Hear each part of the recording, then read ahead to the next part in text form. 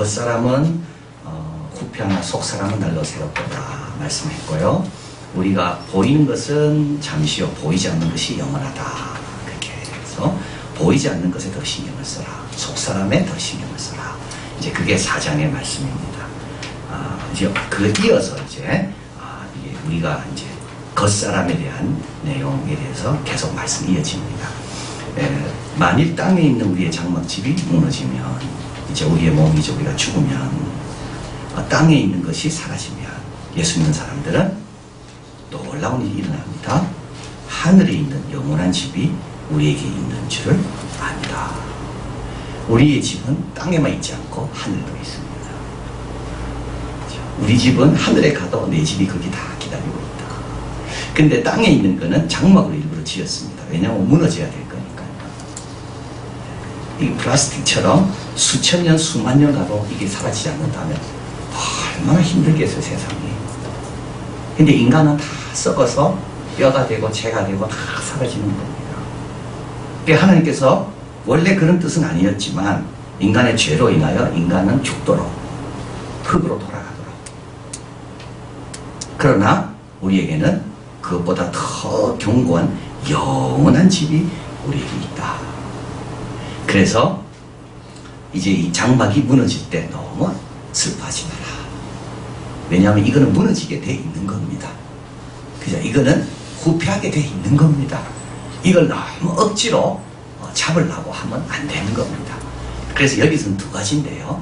하나는 뭐냐면 여기에 너무 관심을 두면 안 됩니다. 왜냐하면 이거는 그냥 후패하게 돼 있는 겁니다. 이거 막을 수도 없고 여기에 너무 관심을 두는 사람은 어떻게 됩니까? 이길 수 없는 싸움을 지금 하고 있는 거고 별로 생산적이지 않는 일에 시간을 들이는 겁니다. 그러니까 외모에는 어느 선까지만 하면 됩니다. 그죠? 이 겉으로 드러나는 것도 이렇게 뭐 아무렇게 살라고 주님이 하신 건 아니죠. 우리 주님은 보시기에 아름다운 걸 좋아하시거든요. 그래서 우리 스스로가 단정하게 하고 깔끔하게 하고 세수도 하고 목욕도 하고 머리도 잘 빗고 뭐 좀 바를 거 있으면 좀 발라야 되지만 거기에 너무 많은 것을 하기에는 우리 몸이라는 것은 그런 용도가 아니라는 겁니다. 이게 성형외과가 잘 된다는 게 이게 문제가 많은 거예요. 어느 정도까지만 하고 그 다음부터 안 해야 되는 거예요. 그래서 이거 성형이라는 것도 주님 앞에 허락받고 하면 돼요. 하나님 내가 이걸 해야 됩니까 말아야 됩니까? 이 성형이라는 게 원래 뭐였습니까? 성형이라는 게 화상치료였다 하잖아요. 화상 입은 사람들이 원래 피부를 어떻게 회복할 건가? 그게 성형의 최고인데 오늘날은 그 화상치료하는 전문가는 별로 없고 다 괜찮은데 질 수밖에 없는 싸움에 뛰어든 그 어리석은 사람들에게 의료기술을 보여주면서 돈 벌고 있다고 하죠. 아주 건강하지 못한 겁니다. 이길 수 없는 싸움에 우리가 싸우고 있는 거고 그리고 이건 또 뭡니까? 이거는 우리가 감당할 수가 없는 겁니다. 그래서 하나님께서 우리에게 다 주셨습니다. 화초도 잘 가꿔야 되고 꽃도 예쁘게 물도 줘야 되고 그저 아름다운 과일이 맺도록 벌도 잡아야 되고 그러나 어느 정도까지지 그게 우상이 되면 안 되는 거예요. 그게 몇 천만 원씩 하고 거기에 모든 시간을 다 듣고 기도하는 시간은 없고 예배 보는 시간은 없는데 화초한테 보내는 시간이 너무 많아. 그거는 하나님 뜻이 아닌 겁니다. 제 친구 어릴 때 제 친구가 분재를 했어. 아버지가 분재하는 분 얼마나 그때 잘 살았는지 모릅니다. 분재 하나가 얼마나 비싼지. 그러니까 저는 부산에 있었는데 서울에 있는 분재하는 분이 하도 그분이 유명하니까 그래서 제가 그 친구 따라서 참 제가 이게 너무 이게 뭘 잘 몰랐어요. 따라가서 그에 따라 서울까지 와가지고 그 분재하는 그 집, 그 분재를 좋아하는 그 취미하는 그 만화가인데 그 집까지 가서 그 집 아직도 기억나요. 그분이 초밥, 그 옛날에 초밥 스시를 사줬는데 내가 그 자리에 있지 없었어야 되는 거죠. 근데 그 초밥도 얻어먹고 그 집에 가서 분재 얼마나 그 분재 하나 하는데 공 많이 든지 모릅니다. 돈도 많이 들고 다 무너지는 거예요. 다 무너져요. 그래서 그분 장례식에 가서 제가 참 끝까지 우리 그 친구 아버지가 집 돌아가셔가 장례를 다 치르고 제 친구가 저보고 너무 고맙다고. 지금은요 그 넓은 땅, 그 분재하던 그 귀한 땅 다 이게 뭐 개발 아파트로 바뀌어가 분재 하나도 없어. 땅의 장막은 무너지게 되어 있는 겁니다. 이거는 장막으로 지었다는 걸 우리가 자꾸 기억해야 됩니다. 이걸 잊어버리면 안 됩니다. 이건 텐트입니다. 이거는 쇠하도록 되어 있는 겁니다. 이게 쇠해야 되는 겁니다. 왜냐하면 하늘에 있는 것이 기다리고 있거든요. 더 좋은 것이 기다리고 있기 때문에 이거는 쇠하도록 되어 있는 겁니다. 여기에 너무 돈을 들이면 안 돼요. 여기에 적당하게 돈 들여야 되는 겁니다. 존 웨슬리가 더 바른 돈의 사용, 돈의 바른 사용. 돈을 얼마만큼 벌어야 될까? 내가 얼마만큼 일해야 될까? 그가 이야기합니다. 너 양심과 너 신체와 너 영혼에 부담이 되지 않는 양이 적당한 양이다. 내가 몇 시간 일해야 됩니까? 내 영혼과 내 양심과 내 신체에 부담이 되지 않는 양이 적당한 양입니다. 기도 시간도 못하면서 뭐 합니까? 그거는 과도한 겁니다. 그러니까 기도 시간, 예배 시간, 교회 봉사 시간 딱 내놓고 남은 시간 가운데 화초에 물도 주고 또 뭐 취미생활도 하고. 왜냐하면 다 장막이에요. 막을 수가 없어요. 막을 수가 없어요. 근데 우리는 너무 감사한 것은 이거 장막은 무너지게 되어 있는 겁니다. 그래서 텐트라는 말입니다. 그러나 하늘에도 우리에게는 집이 있는데 그 하늘에 있는 집은 영원한 집이다. 그래서 우리가 장막이 무너질 때 우리는 그렇게 슬퍼하지 않습니다. 왜냐하면 이제 하늘에 있는 집으로 이사 가는 거거든요. 이 집에서 나와서 하늘의 집으로 가는 겁니다. 이게 은혜입니다. 우리가 한 게 뭐가 있습니까? 우리가 하늘의 집을 짓기 위해서 우리가 한 게 뭐가 있어요? 우리가 하늘로 뭐 간 적이 있습니까? 뭐 사람을 보낸 적이 있습니까? 하나님께서 아들을 통하여 하늘에 우리를 위해 집을 다 짓고 계시는 거예요. 이게 은혜죠. 자, 그리고 또 사망이 우리를 삼키려고 합니다. 2절 3절 같이 읽어봅니다. 과연 우리가 여기 있어 단식하며 하늘로부터 오는 우리 처소를 덧입기를 간절히 사모하니 이렇게 입으면 벗은 자들로 발견되지 않으려 함이라. 자, 단식한다는 말이 나옵니다. 이것은 옷을 벗기 위해 단식하는 게 아니라고 나와 있습니다. 4절, 이 장막이 있는 우리가 짐진 것 같이 단식하는 것은 벗고자 함이 아니요 오직 덧입고자 함이니. 그 다음 구절이 뭐죠? 죽을 것이 생명에게 삼킴받게 하려 함이라. 사망은 뭡니까? 사망이 무서운 거는 다 삼키기 때문에 무서운 겁니다. 관계도 삼키고 모든 미래도 삼키고 사망이 오면 모두가 다 스톱. 그렇죠? 사망은 모든 걸 다 쓸어가 버립니다. 그런데 놀라운 것은 이 사망을 쓸어가는 게 있는데 그게 뭐죠? 생명이라는 거. 야, 사망이 막 쓸어갈 것처럼 우리에게 옵니다. 그러나 갑자기 예수 그리스도의 생명이 우리에게 딱 있기 때문에 그 사망이 거기에서 푹 쓰러지는 거예요. 이걸 언제 경험한다고요? 사망이 우리를 삼키려는 그 순간.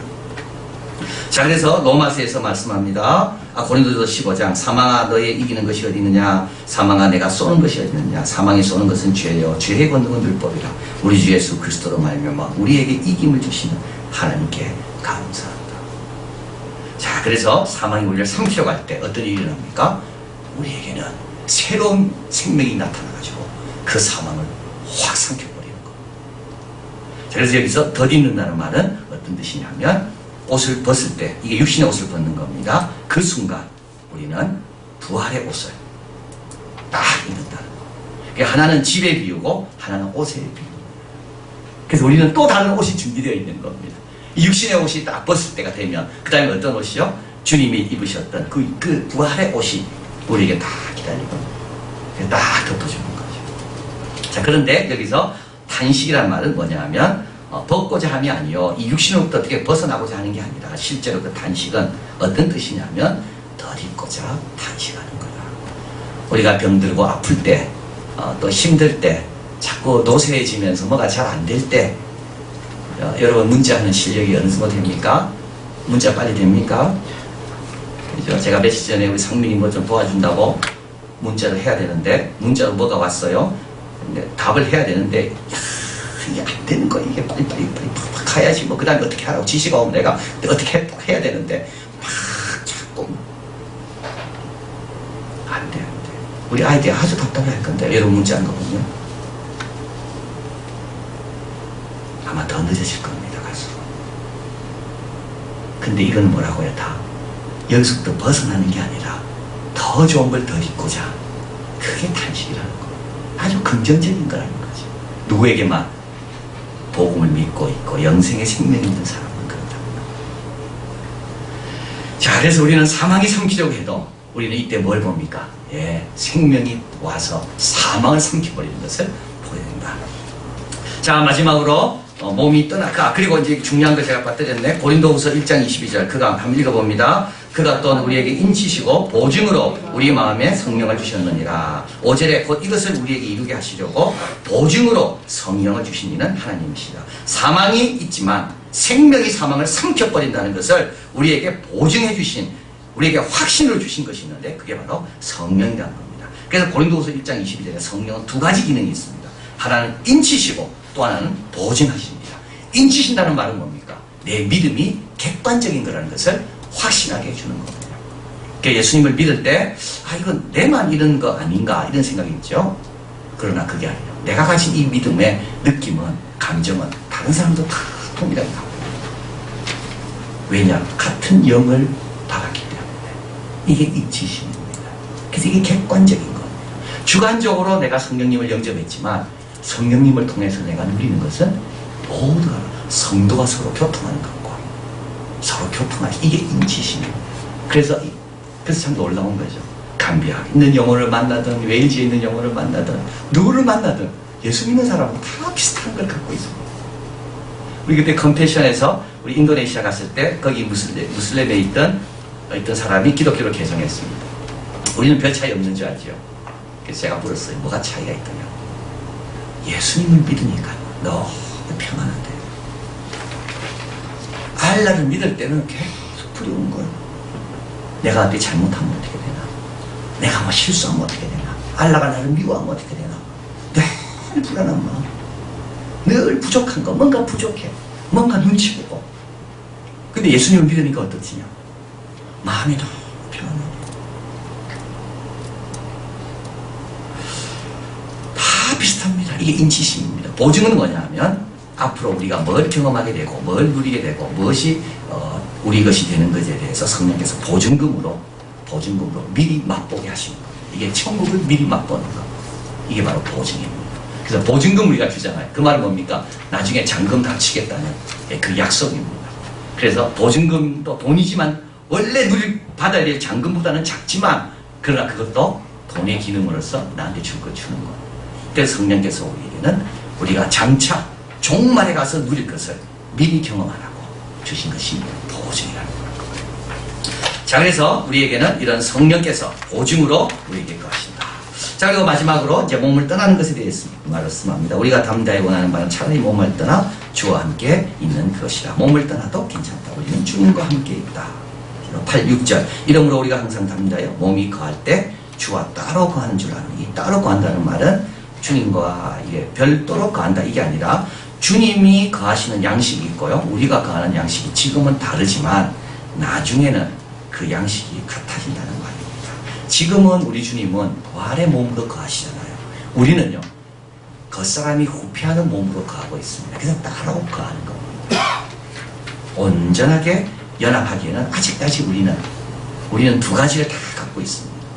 하나는 부정해야 될 것 가지고 있고 긍정해야 될 것도 가지고 있고 우리 예수님의 부활의 몸은 긍정할 것만 가지고 계시고 그래서 따로 거하는 겁니다. 그러나 이 몸이 몸에서 떠나면 어떻게 되는가 하면 주와 함께 있게 된다. 자, 그래서 그동안은 우리는 어떻게 살아야 되는가에 대해서 말합니다. 1번 담대히 거하라. 이러므로 우리가 항상 담대하여 아픔도 역병도 심지어 죽음도 무너지면 더 좋은 것이 예비되어 있다. 하나를 막으면 주님께서 반드시 더 좋은 걸 열어놓고 계신다. 그건 내가 한 게 아닙니다. 이게 참 중요한 거죠. 하늘에 있는 도서는 내가 만든 게 아닌 게지만 거기에 내가 만든 것보다 내가 할 수 있는 것보다 더 귀한 것이 예비되어 있듯이 우리는 항상 좋은 걸 예비하고 계시는 그분을 믿으면서 다 내이 사는 겁니다. 다 내이 사는 겁니다. 두 번째는 뭡니까? 주를 기쁘시게 하는 겁니다. 9절 읽어봅니다. 그런즉 우리는 거하든지 떠나든지 주를 기쁘시게 하는 자가 되기를 힘쓰노라. 거하든지 떠나든지 장막이 무너지든지 아직 장막이 건재하든지 사망이 나를 움켜삼키려고 오든지 안 그러면 아직까지 내가 생명이 강하든지 항상 우리는 주님을 기쁘시게 하는 자가 되기를 힘쓰자. 에베소 5장 10절 주를 기쁘시게 할 것이 무엇인지 시험하여 보라. 스펄전 목사님 말합니다. 주님께서 우리를 위하여 죽으셨듯이 여러분은 주님을 위하여 오직 주님만을 위하여 사십시오. 예수님이 우리를 위해 죽으셨습니다. 우리가 할 일은요, 우리는 그분을 위하여 사는 겁니다. 그분을 위해 산다는 건 뭘까요? 생각, 소원, 욕구, 행동, 능력 이 한 가지에 집중하는 겁니다. 여러분이 가진, 우리가 가진 재능으로 어떻게 주님의 기쁨이 될까? 내가 가진 능력도 어떻게 주님의 기쁨이 될까? 주님이 나를 위해 죽으셨습니다. 나는 주님을 위해 사는 겁니다. 그리고 경건한 두려움을 갖고 선을 행하는 겁니다. 우리가 다 반드시 그리스도의 심판 앞에 각각 드러나 각각 선악간에 그 몸으로 행한 것을 따라 받으려 합니다. 선으로 구원받은 건 아니지만 선을 위해서 구원받았다. 건전한 두려움은 우리에게 유익하다. 자, 담대히 거하고 주를 기쁘시게 하고 경건한 두려움을 갖고 선을 행할 때 이 사람은 겉사람은 후패하나 속사람은 날로 새로워지는 겁니다. 이런 사람이 날로 새로워지는 겁니다.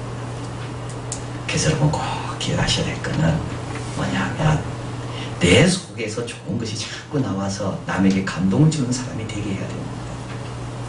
겉이 아니라 겉보다도 내 속에서 좋은 것이 계속 나와서 만나면 만날수록 어떻게 저 사람은 저 안에 저런 게 들어가 있는가, 그게 감동을 주는 사람이 돼야 됩니다. 겉은 괜찮았는데 보니까 만나면 만날수록 속에 든 것이 하나도 없어. 그래서 우리는 겉사람은 후패하나 속사람은 날로 새로워라. 주님을 기쁘시게 할 것이 무엇인지 분별하는 자가 지혜로운 자요, 그런 자가 평안합니다. 그리고 그런 자에게 주님께서 능력도 주시고 은혜도 주시고, 그래서 그 사람 만나면 뭔지 모르게 또 만나고 싶고, 짧게 만나도 그 사람 만난 것이 나에게 큰 유익이 되고, 이게 바로 우리가 이 세상에 보여야 될 향기고, 이게 바로 편지라는 거예요. 자, 기도하겠습니다.